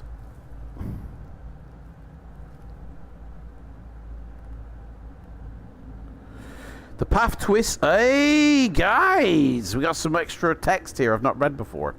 The path twists and turns in space, and you follow it to its end. There is no way forwards except by stepping off the path into space. If you wish to do this, we can. Or do you wish to return to the previous fork and go right instead? Guys, try not using your library card. I can't find a page to verify my card. I think you have to add a card to your Google account. I think that's how it works, mate. I think in Google there must be. I honestly don't know because, like, I already have a card that's I think linked to, and it's all done already. I don't know, but yeah. So do you want to jump off it? Jump and be damned. Do you want to go into space, guys? All right, we'll jump off into space. Here we go, guys. It's a god awful bad affair. When I go with a mousey head. What's the how does it go to the Spoon Age, Moon Age, whatever it is, Dream song by David Bowie? 2, 3, 2. You have 2 linked, mate. You've got 2 cards linked, mate. Just link everybody's card. You step into space, and to your surprise, your foot touches something solid, which bears your weight. Moving forwards, you hear an electrical buzz and a flash of light, and see Joseph and his Technicolor Dreamcoat come into view. And it blinds you momentarily. When you open your eyes, you find yourself back in the portal lab with Iabale, dude, and his token is, you know, whatever. And his technicians are watching you like, mate, how was that trip you went on, eh? Hey, it's good, isn't it? It's good, isn't it? Yeah, we've all done it. We've all done it, guys. I think we've got out, guys. He explains that they were able to monitor your activities when you were spaced out with their instruments, and that the experiment has answered several of the unknowns that they have come across in their investigations. They're experimenting on us, guys. However, although their portal may transport your crew back to your own universe, they would be stranded without the ship. The ship would need a much bigger portal, but their investigations indicate that such a portal will occur naturally at a certain time in the vicinity of a black hole in Sector 159. Iabale shows you on the star chart where Sector 159 is, and he asks about other planets in the galaxy. He is unable to give details because he's a cagey mofo, but suggests you head for Malini, a mining planet several light years away. You contact your ship, and we beam back aboard. And I come back, guys, going, mate, I'm telling you, it was trippy. I went into this room, it was black, going around circles. They were probing me, man. They were doing all sorts of experiments on me. Okay, aliens beamed me up to their spaceship. They were doing all sorts of experiments on me. I'm telling you, they're gonna come for us all. Like, it's turned me into a right nutcase. This experience with this alien. Oh, my life. You leave orbit of this planet and head round Jolson 3. You search the area for life-supporting planets with the scanners, and a small yellow planet is picked up as the nearest one. Oh, 159, that I think is the right sector for Earth. Best note that down. Oh, okay. Go for it, mate. So little yellow planet, guys, is picked up as the nearest one. Do you want to check out the yellow planet? Should we go check it out?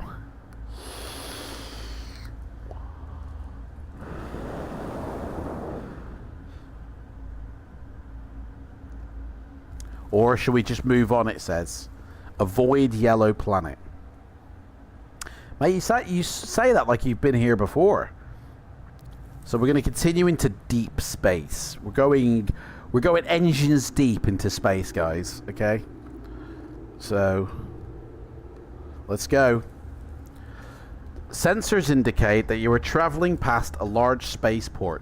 It's a spaceport! Some distance to starboard. If your ship is damaged, which we haven't sustained any damage, we can dock for repairs. We don't need to, but spaceport might have some space cake for Loxley.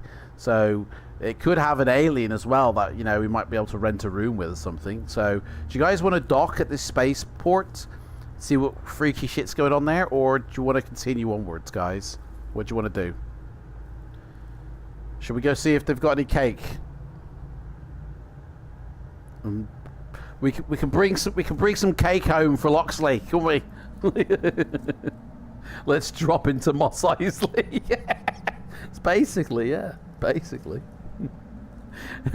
Loxley's eyes then just went, oh, the size of that. Because that'll last me all day.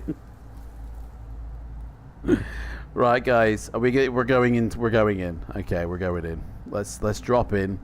We'll say hello. We'll say, Kubi, they got some brown sugar. As you approach the spaceport, you receive a confused message warning you not to dock. We're not having weed heads around here, guys. Like, we can smell it out from here, guys. Keep on going. You try again to contact the spaceport, but receive no reply. They're dissing us, guys. Honestly, they can smell Iabale on us, basically. Will you risk continuing? Shall we continue and dock and just ignore them and say, "F off, mate, I'm docking. I need to go to the toilet. I need to dock, mate." Sorry. It's... I'm not going to say that. They must have noticed our wide-eyed stare. Like, our pinhole... What is it? Pinholes or our black eyes? I don't know which one it is for when you do that. Will you risk continuing with your plan? Shall we dock or shall we turn away and resume on our previous course? Shall we just do it, guys? Shall we just be rebels? Eh? Shall we dock in? What should we do, guys? Should we do it or should we continue on? You know? Should we say, nah, mate, we're docking. I need the toilet. I need to recharge the batteries. Speaking of which. Yeah, they're good. These batteries are okay. Yeah.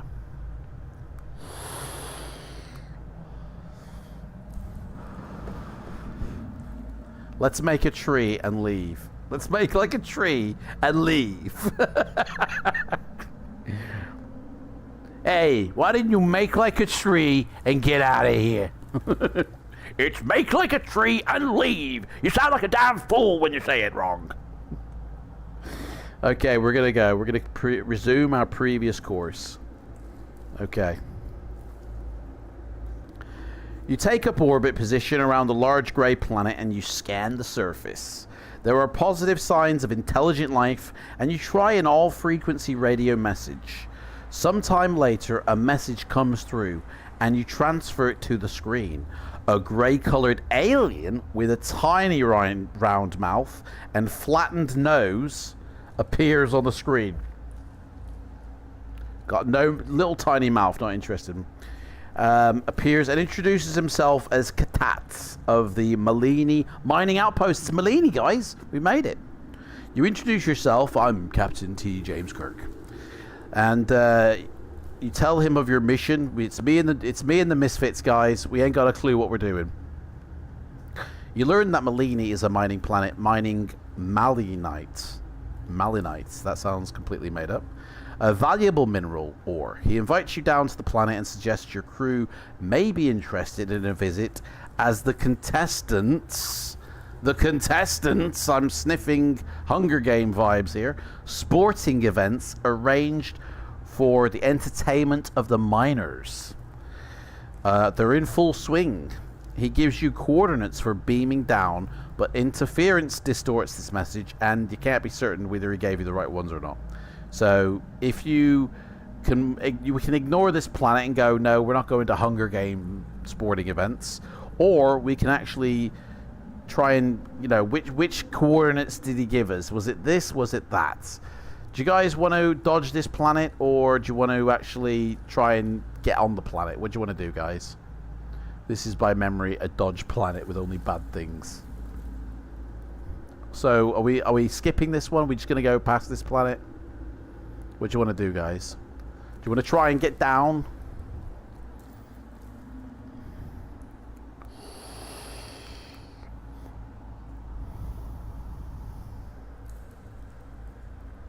Or do you want to just, fly on? Should we fly on, or should we see what's going on?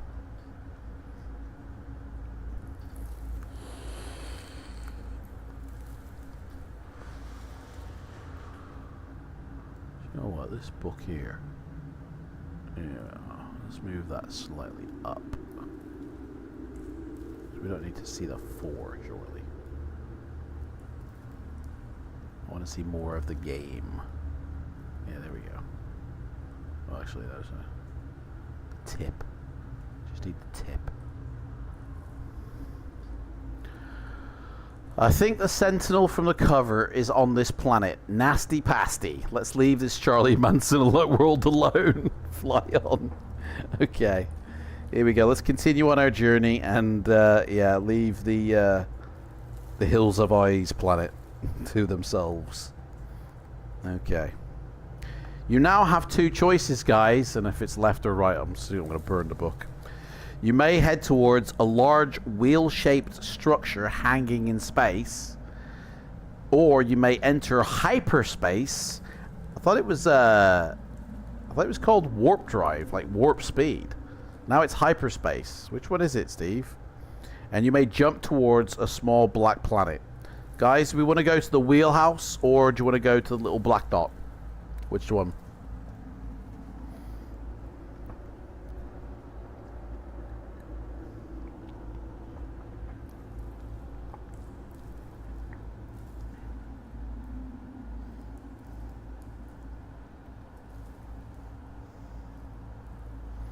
What should we do? Wheel it or black dot it?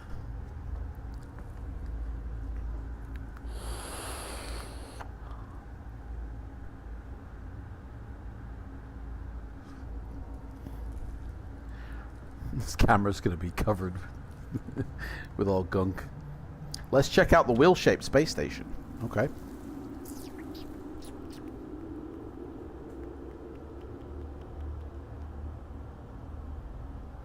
Oh, there it is. You slow down as you approach a large wheel-shaped structure rotating slowly in space. Making radio contact, you learn that it is the spaceport Large Mill. Your ship is welcome to dock, and there are facilities for the toilet. But payment must be made in a currency you have never heard of. Have you picked up anything during your travels which may be of help? No, we haven't. So, you may attempt to bargain with them. So please, I'm desperate for the toilet. Or you may decide not to bother and continue on your journey. Should we plead a case to land? We ain't got the money. We ain't got the moolah. They're asking for moolah. We haven't got it. They're asking for 50 moolah to land. We haven't got 50 moolah. We've never even heard of it. But we can either say, listen, we've got some chocolate goodies, guys. can we interest you in a little bit of chocolate goodiness? Yeah? And that will help us land. Or we can decide just forget this one and drive on.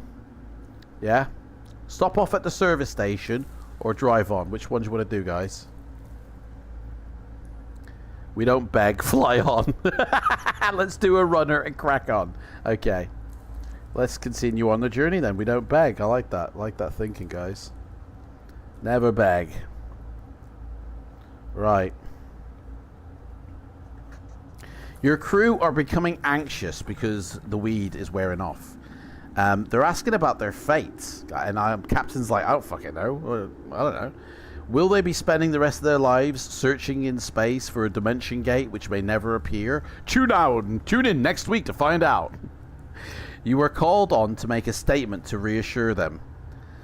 Have you learned the time and space coordinates of the black hole, which will hopefully take you back to your own universe? I don't think we have we? So the crew are asking for a speech from the captain. So, okay, I got to make a speech. Hang on, captain's got to make a speech, guys. Okay.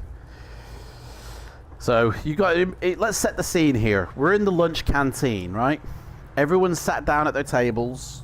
And I say everyone, Spelsing and Leo M is, right, with the 2 security guards either side. Leo M has got 2 security officers either side of him like this, you know? And he's like, yeah, he's walking around with the 2 security guards either side, yeah? And then we've got Spelsing as well. And I've walked in and I'm like, guys, listen, we're all in it together, okay? I'm your captain. Trust me. We've been searching for eons. We will get there. We will fight and live another day. I just need a little bit more time, guys. Okay? We've been through the wars. We've been through times of peril together. Spelsing, you're my medical officer. You pop me pills to make me feel better. I appreciate that. Leo M, you keep me safe. You're my security officer. Guys, I'm your captain. We will live to fight another day. On the beaches if we have to. Speech worthy of Shatner. we just need to keep the faith, guys. Because this today is our Independence Day. We will not go out into the night without a fight. We're going to live on. We're going to survive. All right. So we're all G'd up now. Let's go, shall we? It says here, have you learned the time and space coordinates of the black hole, which will hopefully take you back to your own universe? If you believe you have, turn to this page, and if you have not yet found them, turn to this other page. Now, Spelsing says he's found sector and star date right. Is that enough? I don't know. We've got sector 159. We know that. Are we saying that we know these coordinates, guys? Is this what we're saying? I think we both have both sector and star date. I only remember 159 coming up. Okay, so we need to make a decision, guys. Okay, the universe is calling us and asking us if we know the answer. We have to say yay or nay. Which one is it, guys? Yay or nay? Loxley's back. I found it, but it's going to take up 2 days to verify. Fucking hell, Loxley. Yeah, no worries, mate. Stardate 21. I don't remember that ever coming up in our adventure, mate. I think you're slipping in a Jimmy here, right? You're trying to Jim will fix it as. I think we got a star date from the blue-green planet. Mate, we've only stopped off at 2 planets, by the way. One was a desolate one with the little recon plane that crashed. The other one was the weed planet. And that gave us nothing but a headache in the morning. So, better speech than does anyone know where the keys to the escape pod are? Guys, I've left the keys to the escape pod. For what? Anybody seen the keys? The little fob's not working when I whistle. Oh, I put them down on the side and now they're gone. So, you know what I mean? Guys, okay, we have to say yay or nay, okay? And if we're wrong, we're probably going to get nuked, okay? So, do we say that we know these coordinates, or do we say we don't know the coordinates? What do you reckon, guys? Captain No Clue is asking you a question, okay? Which way? I don't know. Okay. I don't know, man. I don't know. Let's blag it, Captain. A or B? Okay, you want to blag it. Okay, let's go for blagging it then. Let's see what the book says when we blag it. So, yes, universe, we know the answer. You call all your section heads to the briefing room and announce that you believe you have the space and time coordinates for a likely black hole. They don't believe your bullshit. If your velocity and timing are right, you ought to be able to pass through this black hole, which may be the Celestian Void, and emerge in Earth's universe. You return to the bridge and prepare for the journey. Setting off towards your black hole, subtract its time coordinates from its location coordinates and turn to the number that it gives. We've only got one number, 159, mate. So what are we minusing from 159? Because that's it. There's nothing else to turn to. So give me a book number reference. Otherwise, it's game over, guys. And we're just traveling around, and we're going to have to, like, become each other's parents to the children or something. We're gonna have to, you know, I mean, we'll end up like just whatever. You won't make it past the event horizon of a black hole. Well, I don't know, mate. If you're encased in water, you can actually survive anything because water is indestructible. You think it's 159 minus 21.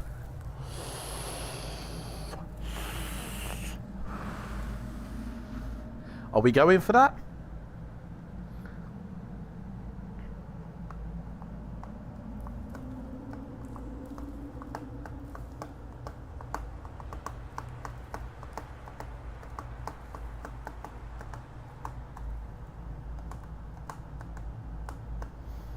Are we going to do 159 minus 21, which will be 138? Is that what we're going to do? 138, guys. What does everyone think? I'm just a medical officer. Alright, we're going to give it a try. If it don't make sense, we're dead. Okay? You set your course and arrive at the black hole, guys. Ba-boom! Nice one. Dropping out of warp speed some distance from it, carefully planning your angle of entry and your velocity, you head into the dark void. You feel the ship is being taken by the immense gravitational force and order all the crew to get the strap on. Strap yourselves in, guys. Put peanuts in pockets so I don't drop them. Guys, we're going in. We're going in, guys. Suddenly, the ship lurches forward and begins to speed up, and the G-force is so strong that you, along with the rest of the crew, pass out. And then whatever happens, happens, guys. We wake up with a sore whatever. Okay. Here we go. Hey, we got a picture, guys. I think this was drawn by Steve Jackson's son or something. Look at that. You regain consciousness. Oh, for fuck's sake. This looks like a right hassle coming up. You regain consciousness and look around to find that the other crew members are doing the same. You instruct your navigation computer to report on your position and switch the screen to a visual. And as the picture clears, you can see space in front of you. Is this your own universe, eh? In the distance, you can just make out a large, familiar-looking object. Your communications officer shouts excitedly, "Captain, I'm picking up a signal coming from somewhere ahead of us. They claim to be a substation of Einstein. I think we have made it." Switching the message to visual, you are soon able to confirm that the message is indeed coming from one of your own substations. You have made it through the black hole and back into your own universe. Well, guys, we won't know if it's our own universe. What we need to do is go rent a copy of Back to the Future. Is it Michael J. Fox as Marty McFly or Eric Stoltz? That will tell us which universe we're in. The crew gather round to congratulate you, and you have successfully guided the traveller and the crew safely home, guys. That's it. Oh. There's no turn to page 400. Mission complete, guys. There's no turn to... In fact, the last entry in this book is 343. But it's all about the rules of combat. Guys, I think he fucked up here. 342. Sorry, the next... So 340 is the end of the book. But 341 is all about ship combat. 342 is all about noting a reference. These don't make sense. 343 is also about combat. This book has only got 340 references in it. I don't even know what universe I'm in. Loxley's in a parallel dimension by now. Great job, Captain. We didn't even need Spock. Even without our somewhat dubious use of the 2-1 time coordinate, which made it up. It's still further than I've ever made it. But I've never completed this book, can I just say? Never. This is the first time we completed this book, guys. Can you believe it? We've completed this book. Yay, lovely jubbly! Why did that show up? That's so weird. Why didn't it show up? It's on the top of everything else. Hang on. Yay, lovely jubbly! There we go. Yay, lovely jubbly! There we go. That's better. There we go. We completed the book, guys. Honestly, that's pretty cool, guys. That's the first time I've completed this book. Give yourself a pat on the back, a round of applause, a yay, yay, yay. We did it, guys. We did it. So, there we go, guys. Completed. I'm going to write that down here. Completed. Well done. Completed. Good job, guys. No, good job, you guys. We did it. It's teamwork. I can't take credit. It's the team. Okay? Guys, next week it's City of Thieves. So we're going from space cakes to city cakes. Alright? We're going to get completely mugged, robbed, beaten up, used, abused. It's the City of Thieves. Port Blacksand, guys. It'll be 12 noon, same time, next Sunday, guys. Come join. And then, yeah. Thank you all so much for watching this one, taking part. Spellsing, you know, Leo M, special thank you for joining as the group. This book is really fun to play as a group, and I have a feeling we should do it again sometime. Even though we've completed this book now, we'll never read it again this year. But I'd like to do this as a proper crew book, you know, because it is kind of fun. But yeah, City of Thieves is going to be awesome. It's going to be fun. It's going to be good. I can't wait. But guys, thank you so much for watching, and that's it really. So I will give you some time here, and we can have a little chat still. And that's not even correct. Let me reposition that. So yeah, guys, thank you so much. Turn off the dungeon, and yeah, we will leave it here. A few minutes to chat. That worked dishing out the roles, bit like Legend of Zagar. Yes, Legend of Zagar. You have 4 people. Do you have to play with? Yes. Oh, we still got a group effort one then. That's fine. I've heard that there's one perfect way through Starship Traveler where you don't even have to roll a die to finish it. Guys, we didn't have a fight. We didn't combat through anything. I mean, I think we cheated in all honesty, but that one was a pretty good. You know, we didn't have to do anything really, did we? So.